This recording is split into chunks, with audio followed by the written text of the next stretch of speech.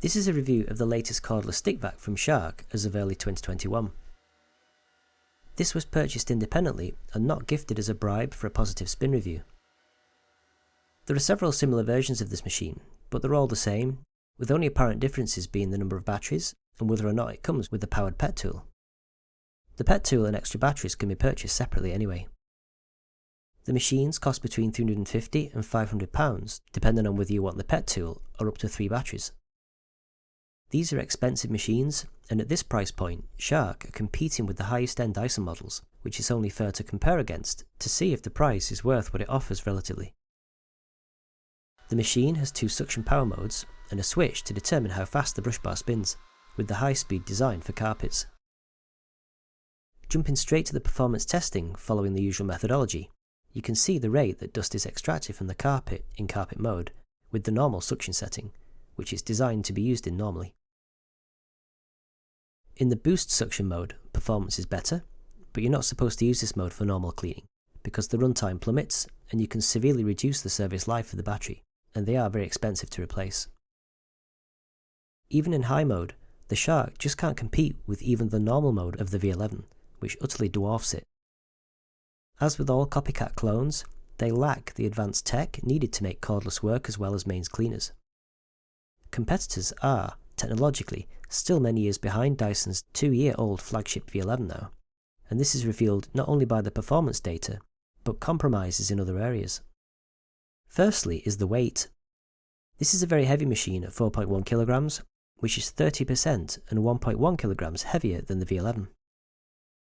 The distribution of weight in the design makes it feel much heavier on your arm than its competitor, especially for above floor cleaning. Yet, despite this weight, it only has a 61 Wh battery compared to Dyson's 50% bigger 91 Wh battery. Shark have had to compromise and reduce battery capacity just to save on weight because their motor isn't as advanced or power dense as is needed to do cordless well and is much heavier and physically bigger. That lower power density means it's less efficient, and so the motor just isn't as powerful, explaining the lackluster cleaning performance, yet burns through the limited battery charge. It's for this reason that Shark bundle up to 3 batteries just to be able to compete with Runtimes. Worse, using an on-off switch means you're forced to have the machine on all the time, especially as it takes relatively longer for the clunky motor to reach speed and the brush bar to activate, and this wastes valuable battery runtime. The V11 uses a feather touch trigger which takes no extra effort to press beyond just holding it to avoid getting tired. And its instant blast on and off advanced motor means you only have it running when you need it, meaning you can get more cleaning done for the battery charge. And boost mode on the Shark is activated by a trigger which needs to be held all the time, working against the idea of a switch to keep it on all the time, and showing that even Shark understand that it's not a good idea because it's wasteful, reduces your usable runtime, and reduces battery lifespan. The Runtimes Shark quote are for above floor cleaning in minimum power mode. They don't advertise the runtimes of the machines with the power head attached, or for boost mode, so I had to measure that myself. Normal mode on carpet runs happily with constant power for 26 minutes on 1 battery, but the power and performance in this mode is relatively much lower, which is again because of the lower power motor, which due to its size and weight compromised the battery size. It only runs for 13 minutes in high performance mode on carpet, and even this mode doesn't give anything like the performance of normal mode on the V11. This is another example of all the compromises that have to be made to make up for technological shortcomings. Another consequence of Shark using weaker underlying technology that forces the need to use multiple batteries to compensate, other than the incredible extra cost that's palmed off onto the customer, is that you're now lumbered with needing to deal with a lot of battery management. The V11 has technology that allows needing only 1 battery that self-charges when you put it back on the wall, and therefore has no extra hassle. The Shark machines that come with multiple batteries do come with a charger to charge multiple batteries simultaneously, but that's small comfort given that you've got to remember to charge them and faff around with setting the charger up and storing all the extra batteries, as well as manually swapping them out and putting the dead old ones away midway through your cleaning chore. It's all completely avoidable hassle with better technology and better design, as the V11 shows. Each battery takes 3 hours to charge, so there's a big wait if halfway through your cleaning job you realise the battery you want to swap in isn't charged. The charging and remaining charge indicator is also vague, with only a 3-light display rather than a useful percentage indicator that heuristically learns to better estimate the true remaining time on the V11. Fortunately, unlike the piercing banshee wail of the loop, this machine isn't too noisy, at 72 decibels in normal mode on carpet. But this isn't as impressive as it sounds, given the motor is so weak and underperforming as the data shows, and that the V11's much more powerful motor is even quieter. It's a bit noisier in boost mode on carpet at 76 decibels, but this is again for spot messes and not general use. Shark were the first to integrate 2 different rollers into the head, and other Dyson clones, like the Loop Pure, then followed suit. However, as discussed in the Loop review, this approach is actually a step backwards for many good reasons. Dyson invented the soft roller cleaner head to efficiently clean particles of all reasonable sizes off hard floors. Shark copied the idea, but kludged a jack-of-all-trades master-of-none solution. The dual roller makes the head much deeper, making it harder to fit into nooks and crannies. It adds a lot of extra weight. The front roller prevents the main brush bar from reaching as far forward, so it doesn't clean carpets as well. It gobbles up curtains too easily. It tries to pull you forward and is harder to pull back on carpets. And worst of all, it rubs fine dust into the carpet and makes a harder to remove mess. They don't tell you the power consumption of the head, but it certainly doesn't help its relatively lackluster performance. The main brush bar is marketed to self-clean tangled hair, although this is disputed by many users who claim they still need to clean it. Shark even print a symbol on the bottom of the head advising you to cut tangled hair off it, which is a bit contradictory relative to the marketing on the box. I'm aware of no quantified evidence, even from Shark, that it avoids tangles any better under real-world settings than the wide-diameter brush bar on the V11 head, which is known to inherently reduce tangles. Even if it does detangle, the front roller doesn't, and there's plenty of evidence by other real-world users that this gets packed with hair and fluff. So what's the point in a head that only half detangles, leaving the rest to the same need for user maintenance? That doesn't make sense. It's like they took other people's good ideas that actually worked and then stuffed them into one package that then doesn't work well, but try to sell it as feature-rich in the hope that people buy the snake oil. This head's lack of power to avoid even more battery consumption, combined with the weaker suction of the main motor, doesn't even lift pile as well as competitors that get it right. And because of how the brush bar is driven, there's a huge gap of unswept path at the edge, unlike Dyson's epicyclic design, which minimises the gap for better edge pickup. It manoeuvres well, but the use of 2 more widely spaced wheels, rather than a single pivot point, means it doesn't turn as well and feels more awkward. But it's still much better than nothing, and the reason why Shark copied off Dyson, that pioneered the concept with their ball technology. The head also has LED headlights. While some people seem to like headlights for some reason, they are actually completely pointless. No one vacuums in the dark, and wide area floor cleaning, which this head is designed for, doesn't have genuinely dark regions, like you might get down the side of a fridge or something. Rooms are lit sufficiently well for people to always see what they're doing, and if not, turn on the light. The front lights don't reveal microscopic dust, because it's microscopic, and larger particles that can be seen are visible anyway. And even if they're not, people don't only vacuum regions of the floor that have visible dirt, they vacuum all of it. And these lights shine onto a region of the carpet that the head is about to pass over anyway, whether or not the lights are on. So the carpet will be cleaned with normal practice, whether or not there are LED lights on the head. Even under low furniture they're useless, because by definition of being low furniture, you can't see under there anyway, whether the lights are on or off.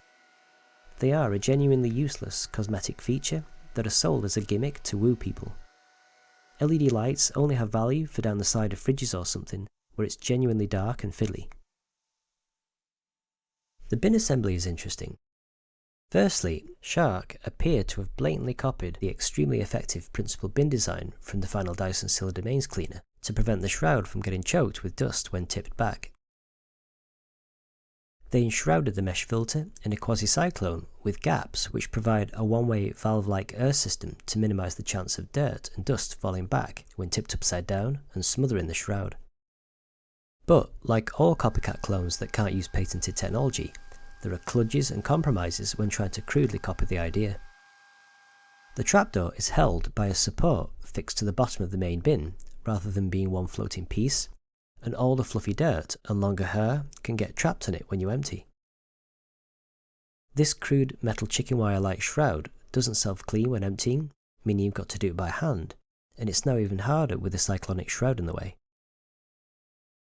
The mostly clean air travels through the mesh and onto their version of Cyclones. The gasket and rim of the cyclone chamber ensures air travels up through the centre.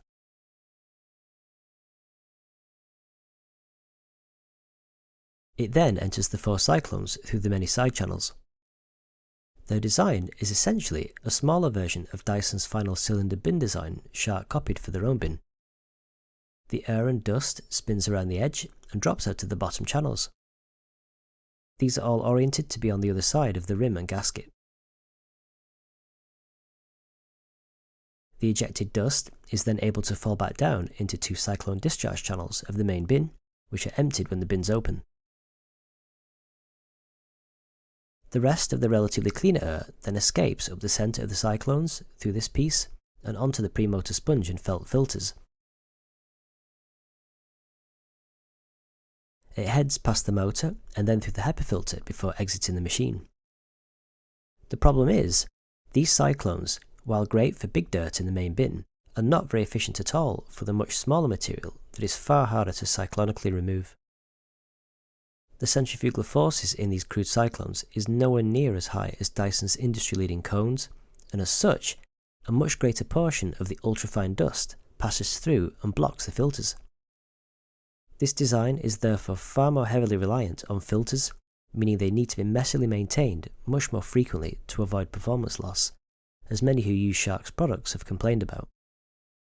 Still, a copycat kludge is better than no cyclonic filtration at all, and shows how brilliant Dyson was for applying the concept to the vacuum cleaner, and how competitors are quite keen to emulate it, however crudely they can without violating patents. Emptying isn't as clean as the stellar point-and-shoot approach of the V11. The trapdoor release button is better than on many copycat clones, but it's still near the bin exit, meaning you can't get as deep into the bin when emptying, so risk splashing the dust and making a cloud.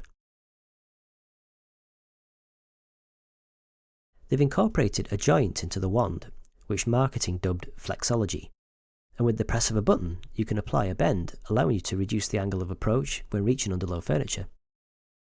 At first glance, it appears like a good idea, but it's not as useful as it sounds. Most cleaning tasks you don't need it.